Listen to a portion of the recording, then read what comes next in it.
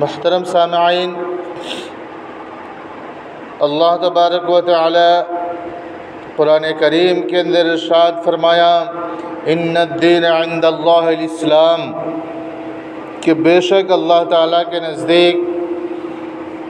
جو پسندیدہ دین ہے وہ دین اسلام ہے، جس کے متعلق رسول اللہ صلی اللہ علیہ وسلم کے ذریعے سے ہم تک یہ بات پہنچا دی گئی ہے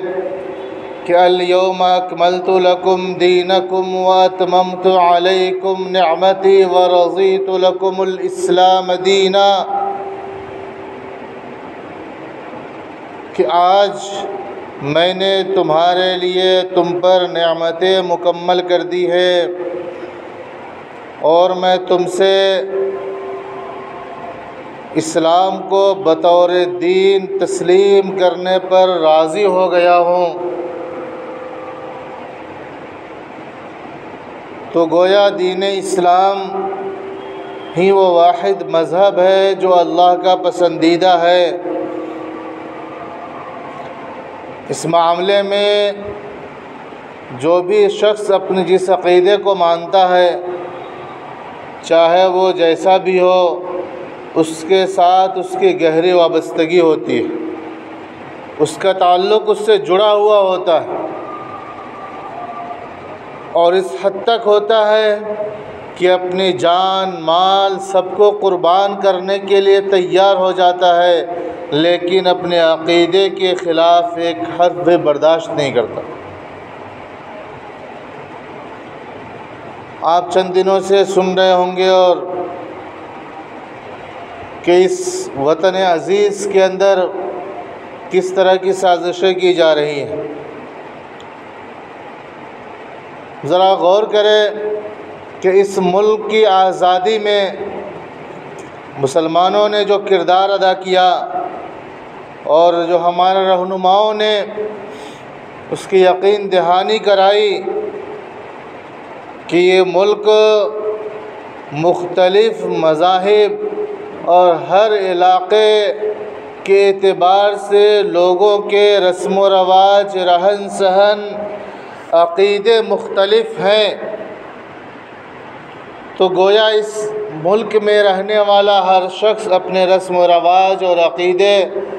اور اپنے پرسنل لا کے مطابق آزادی کے ساتھ وہ زندگی گزارے گا اور رہے گا۔ اس میں حکومت کی طرف سے کچھ بھی دخل اندازی نہیں کی جائے گی، جس کے لیے ہندوستان کے دستور کے بنیادی حقوق میں دفعہ 25 ہے، یعنی دفعہ نمبر 25 میں یہ حقوق دیے گئے ہیں کہ ہر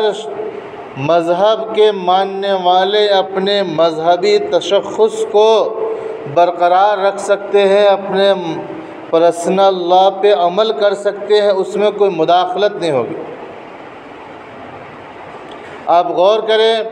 کہ اس ملک کے اندر بہت سے مذہب کے ماننے والے ہیں، صرف مسلمان ہی نہیں ہے ایسا کہ جس کا رہن سہن، رسم و رواج، طور طریقے، گفت و شنید، عقائد مختلف ہے، بلکہ جو لوگ ہندو کہتے ہیں ان کے اندر بھی مختلف طریقے ہیں، ان کے شادی بیاہ کے الگ طریقے، طور طریقے رائج ہیں، اور جس کو لوگ یہاں پوجا کرتے ہیں اسی میں سب پوجا کرنے والے نہیں ہیں۔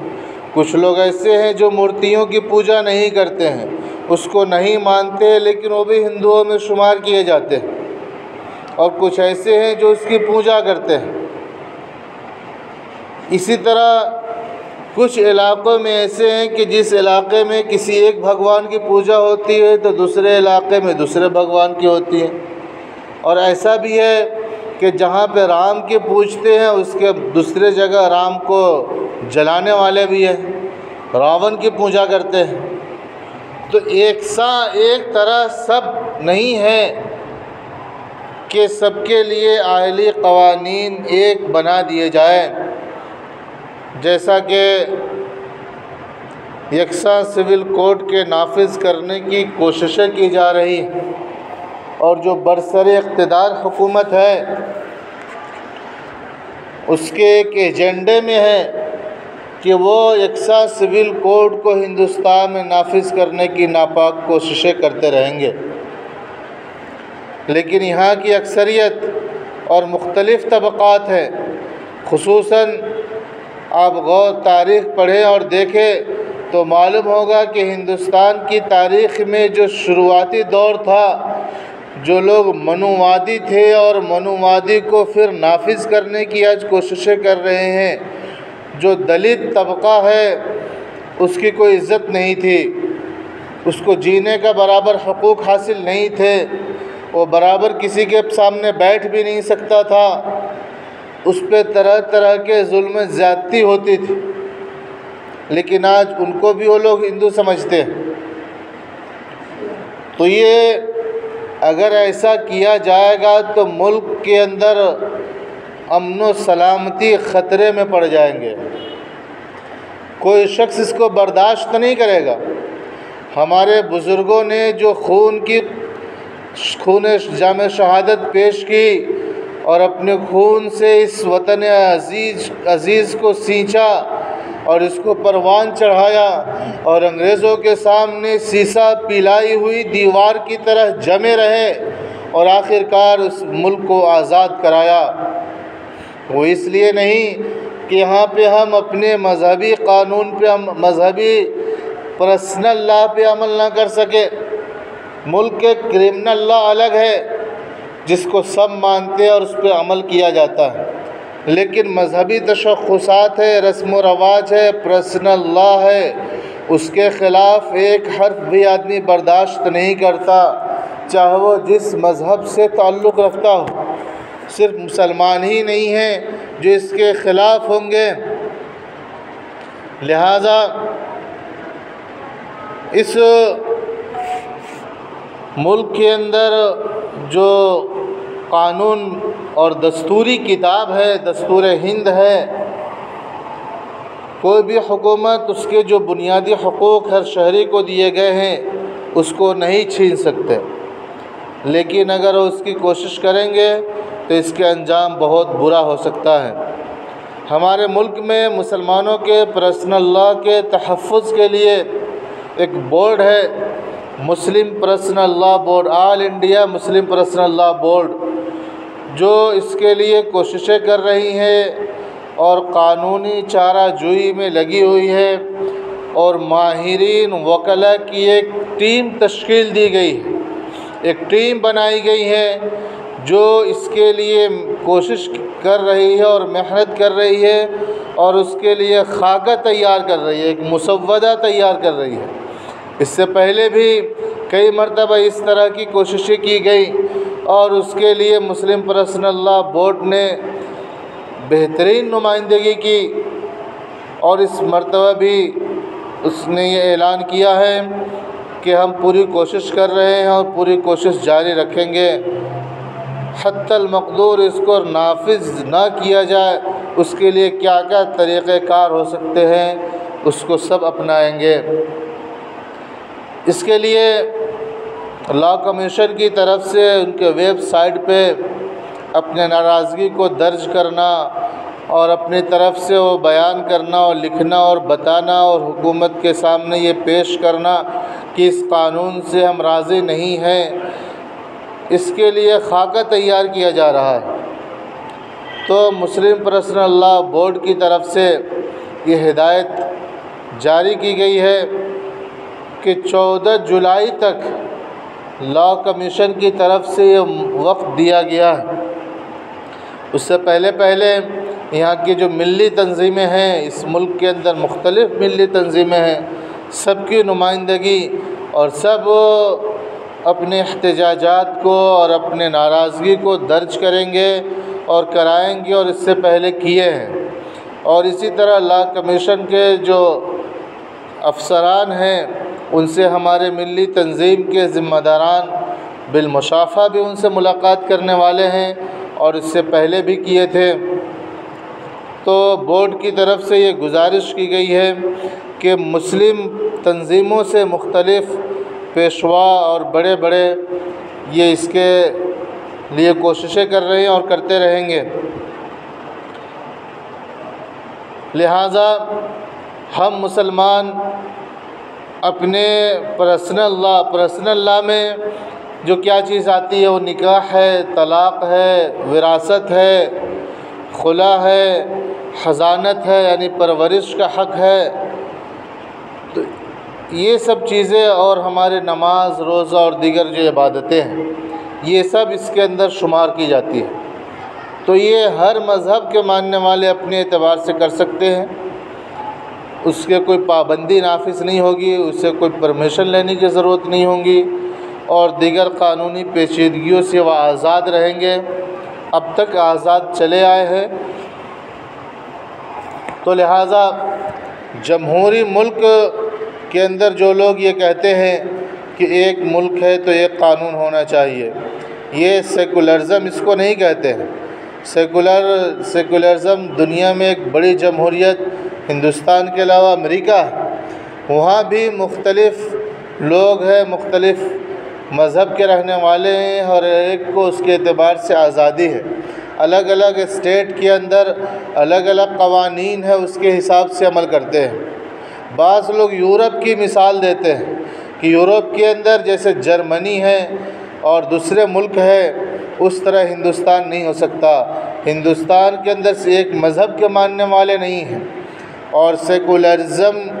یہ نہیں ہے کہ پورے ملک کو ایک قانون کے دائرے میں لایا جائے، لیکن یہاں کی جو طاقتیں ہیں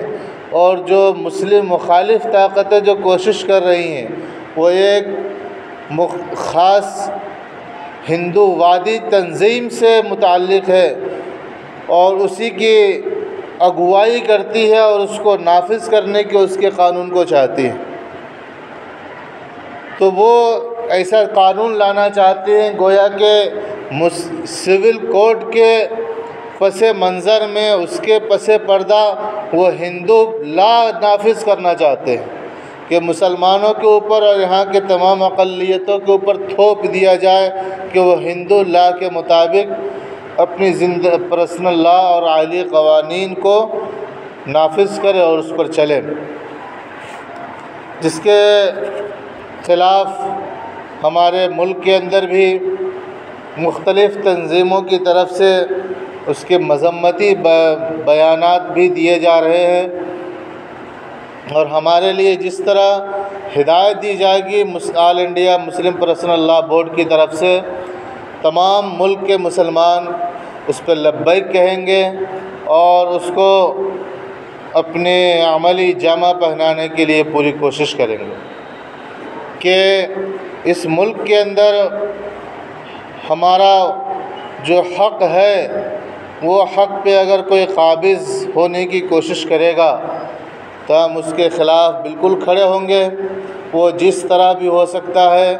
وہ ہر طرح کی ہم کوششیں کرنے سے پیچھے نہیں ہٹیں گے، اور وہ کیا ہوں گی کوششیں اور کیا ہمارے منصوبہ بندی کی ہوگی وہ ہمارے جو رہنما ہیں مسلم قائدین جو پرسنل لا بورڈ آل انڈیا پرسنل لا بورڈ کے ذمہ داران ہیں، انشاءاللہ ان کی جو ہدایات ہم تک پہنچیں گی اس ہدایات کے مطابق ہم پوری کوشش کریں گے۔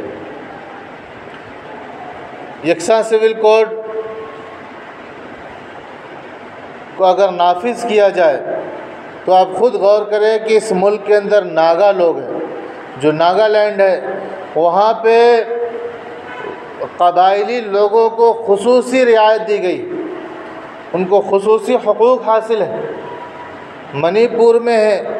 اور دیگر ریاستوں میں اگر وہ اس شرط کے ساتھ ہی اس ملک کے اندر وہ شامل ہوئے تھے کہ ان کے ساتھ یہ رعایتیں ان کو دی جائیں گی تو اس ملک کے اندر وہ شامل رہیں گے، نہیں تو آزادی کے وقت تو تیار نہیں تھے، تو ان کی شمولیت کے لیے ان کو حقوق دیے گئے۔ تو اس طرح گویا پورا ملک کا نظام درہم برہم ہوگا اور پورے ملک کے اندر افراتفری اور امن و امان پامال ہوگا اور ہر طرح لوگ پریشانیوں کا شکار ہوں گے۔ جیسا کہ آپ لوگوں نے دیکھا اور سنا کہ بابری مسجد کی شہادت کے وقت میں ملک میں کس طرح خون کی ندیاں بہی تھیں، کس طرح لوگ معصوموں کی جانیں گئی تھی، وہ ایک مسجد کی بات تھی، اب جب پوری کمیونٹی کی بات ہوگی، ہر شخص کو اس کے تحت لانے کی کوشش کی جائے گی، ہر مسجد کا نظام اور ہر مسلمانوں کے تمام نظام کو درہم برہم کی کوشش کرنے کی کوشش ہوگی، تو آپ اندازہ کیجئے کہ ملک کا کیا حال ہوگا اور یہاں کے رہنے والوں کی کیا کیفیت ہوگی۔ تو ہمارے ملک کے جو وزیر اعظم ہیں ان کا بھی یہی خیال ہے، انہوں نے بھی اسی کی طرف بات کہی ہے کہ گویا ایکسا سول کوڈ نافذ کرنے کی۔ تو ان کی تو یہ کوشش، یہ مٹھی بھر لوگ ہیں، یہ گنے چنے لوگ ہیں، یہ پورے ملک کے رہنے والے چاہے ہندو ہوں اور دوسرے مذہب کے ماننے والے ہوں، اس سے بالکل راضی نہیں ہیں۔ اس سے پہلے بھی 1973 کے اندر اور اس سے پہلے جب ملک آزاد نہیں ہوا تھا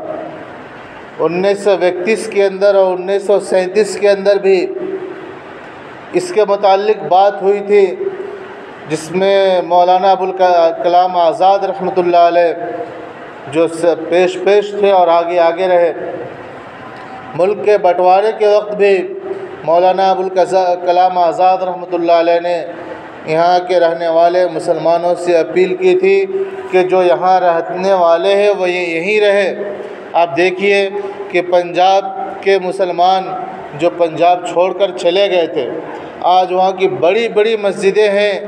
وہاں کوئی مسلمان رہنے والا نہیں ہے، لیکن اس مسجدوں کے اندر بیل بھینس باندھتے ہیں، وہاں جانوروں کا چارہ رکھتے ہیں۔ اس طرح مسجدوں کی کیفیت ہو چکی ہے۔ تو ان کے دعوت پہ اور ان کی بات پہ جو مسلمان رکے اور اپنے ورثہ کو محفوظ کیا، اگر اس کو پامال کرنے کی کوشش کی جائے گی تو یہ ہمارے لیے ناقابل قبول ہوگا۔ اللہ تعالی ہم سب کو ہر لمحے اور ایک ایک قدم پہ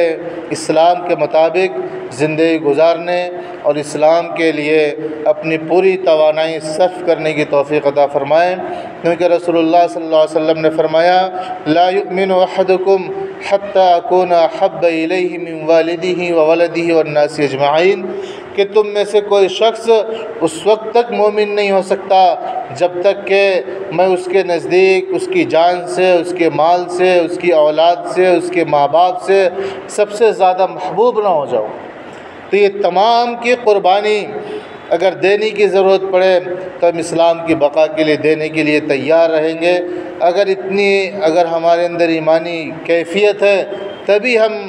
اس حدیث کے روح سے گویا مسلمان ہو سکتے ہیں، ورنہ اگر ہم قربانی دینے سے پیچھے ہٹیں گے